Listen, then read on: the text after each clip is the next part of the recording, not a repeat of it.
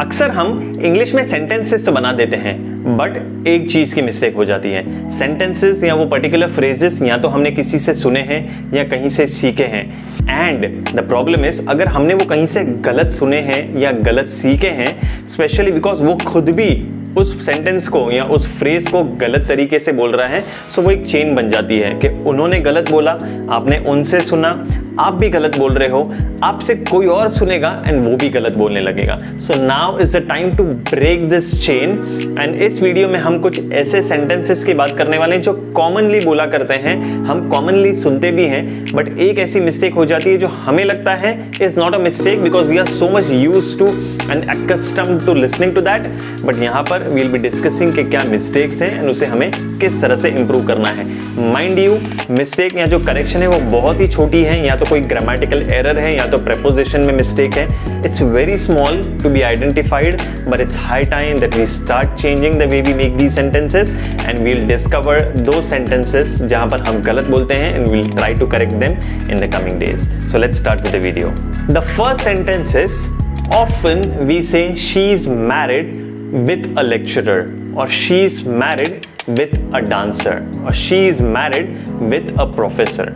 यहाँ पर मिस्टेक ये है कि she is not married with some other person, with some professional dancer, she is married to. So instead of using with, हमें अब से to use करना है. For example, how we correct this sentence is she is married to a professor. She is married not with a dancer, she is married to a dancer. So अभी से अगर हमें बताना हो कि she is married with someone, instead of using with, we'll start using to. I'll give you one more example. She is married to a businessman, not with a businessman, to a businessman.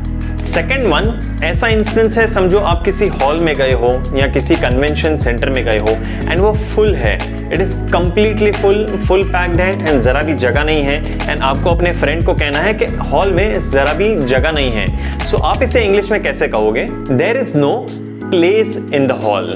अक्सर हम ऐसे ही बोलते हैं कि hall में जगह नहीं है, हिंदी टू इंग्लिश ट्रांसलेशन होता है जगह नहीं है, there is no place, but यहां पर हम मिस्टेक कर रहे हैं। सबकॉन्शियसली हमें समझता भी नहीं है कि यहां पर एक इशू हुआ है, because we have been hearing the same thing repetitively many times. तो हमें ये लगता है कि जो हमने सुना है वो that is right, but actually it is wrong. So instead of saying there is no place in the hall, we have to say there is no room in the hall. Hall में जगह नहीं है, so place नहीं है, ऐसा translation word to word नहीं होगा। That is why I से ट्रांसलेशंस वर्ड टू वर्ड पर मत जाइए, you have to say there is no room in the hall. Third one, for example, काफी बार हम हमारे फ्रेंड से मिलते हैं या उनसे फोन पर बात करते हैं, और एंड में जब हमें उन्हें कहना है कि मैं उनसे मिलना चाहूंगा या मैं आपसे मिलना चाहूंगा, मिलना चाहूंगी, हम इंग्लिश में जनरली कहते हैं I look forward to meet you, या मतलब कि मैं मिलना चाहूंगा, मैं वेट करूंगा आपसे मिलने का। सो इंग्लिश में आप कहेंगे I look forward to meet you, but this is absolutely wrong. We have been hearing this thing, that's why we feel that this is right, but no, this is wrong. We have to say I look forward to meeting you. So अगर आप किसी से phone पर बात कर रहे हो या किसी से आप पर्सनली मिले हो या आपने ईमेल लिखा है एंड ईमेल में आपको एंड में लिखना है कि I look forward to meet you, मैं मिलना चाहूंगा, मैं जल्द ही मिलना चाहूंगा आपसे, आप कहेंगे I look forward to meeting you.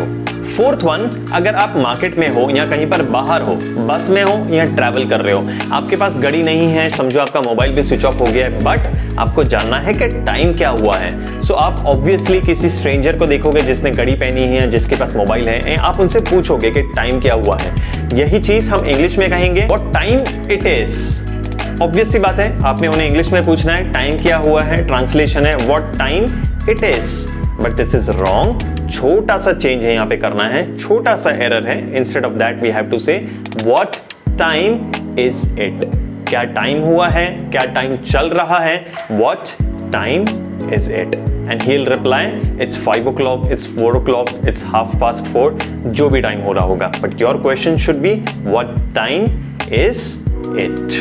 Fifth one, अब समझो ऐसा कोई इंसिडेंट हुआ है या ऐसा कोई सिचुएशन है जहां पर आपको पुलिस को बुलाना पड़ा या आपको किसी को कहना पड़ा कि पुलिस आ रही है, पुलिस आ रही है, हमने पुलिस को बुलाया है, पुलिस आ रही है। यही अगर हम इंग्लिश में ट्रांसलेट करते हैं तो उसका आता है translation the police is coming. So if someone is asking you, is the police coming? You'll say police is coming, but that is absolutely wrong. So police as in police is coming आपको इसलिए नहीं बोलना है कि एक police officer नहीं आ रहा है, काफी सारे पुलिस ऑफिसर्स आ रहे हैं. So instead of saying the police is coming, absolutely right, you have to say the police are coming. So if someone asks you, is the police coming? You have to say the police are coming. मतलब बहुत सारे police officers आ रहे हैं, so police is coming नहीं आएगा, the police are coming. The sixth one is quite interesting as well as easy.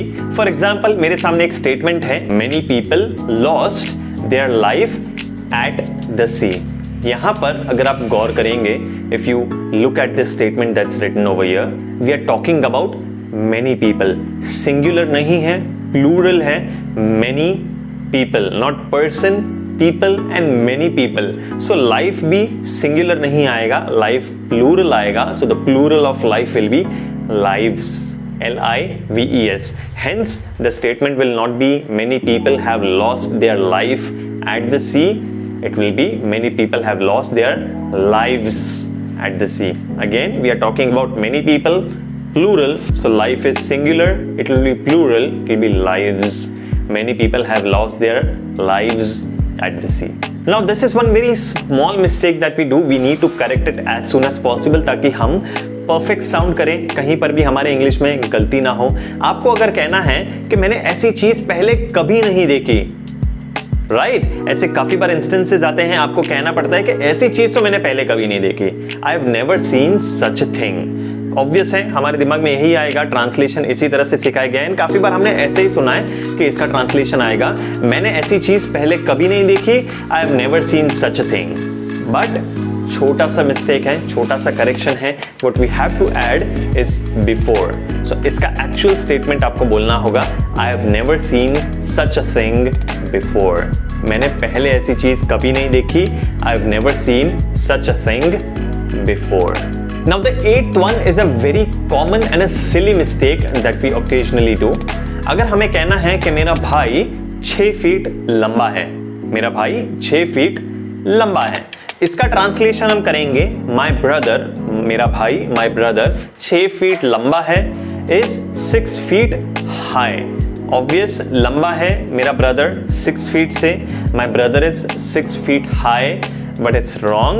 The part of the sentence is right, but lamba hai, we have to say tall. So the actual statement will be, my brother is 6 feet tall. My mother is 5 feet tall. My sister is not 4 feet high, she's 4 feet tall. So ninth one is a situation जहां पर आपको किसी पर गुस्सा आ रहा है. आप हिंदी में कहेंगे, मैं ये उसके मुंह पर जाके बोलूंगा, या मैं ये उसके मुंह पर जाके बोलूंगी. कोई ऐसी चीज है जो आप उनको जाकर सुनाना चाहते हो, उन्हें बताना चाहते हो कि वो गलत है या उन्होंने जो किया वो गलत है.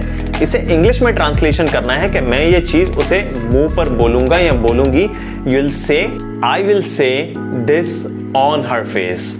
इशू यहाँ पे ये होता है, and the reason why we included in this 10 sentences, we occasionally say I will say this to her face, उसके मुंह पर जाके बोलूंगी, to her face, but that is wrong.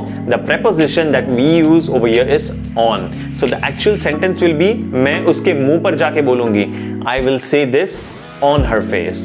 I will say this not to her face, it will be on her face. The 10th one is a situation जहां पर हमें कहना है कि मैं कोई चीज से डरता हूं. फॉर एग्जाम्पल, मैं लिजर्ड से डरता हूं या मैं कॉकरोच से डरता हूं.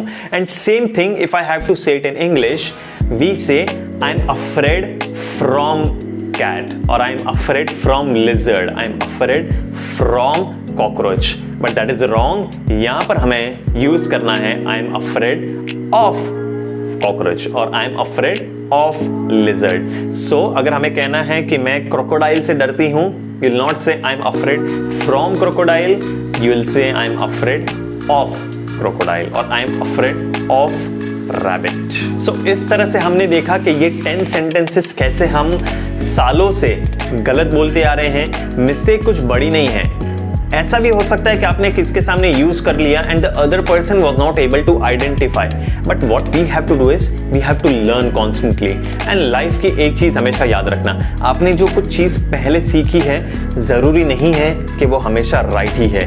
मे बी आपने कुछ गलत सीखा हो, but it's okay. The real motto of life should be to unlearn, learn and relearn. जो पहले आपने सीखा है वो भूल जाओ, that is called as unlearn.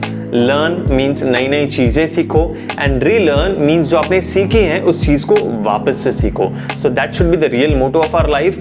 सो ये जो मिस्टेक हम सालों से करते आ रहे हैं, now is the time to unlearn these things. वो चीजों को भूल जाइए and now is the time to learn new things. तो वो मिस्टेक्स को करेक्ट कीजिए एंड सेंटेंसेस को प्रॉपर बनाइए।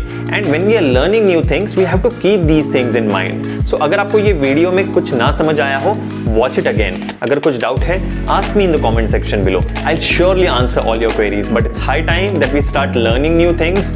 We unlearn the things that we have already learned and never repeat the same mistake again, because we have to be absolutely perfect in English. And the reason behind why I'm making these videos is to make you absolutely fluent and perfect so that you don't make any mistake ever and you start loving this language.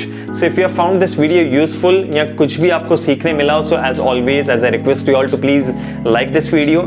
If you haven't yet subscribed, please do subscribe to the video.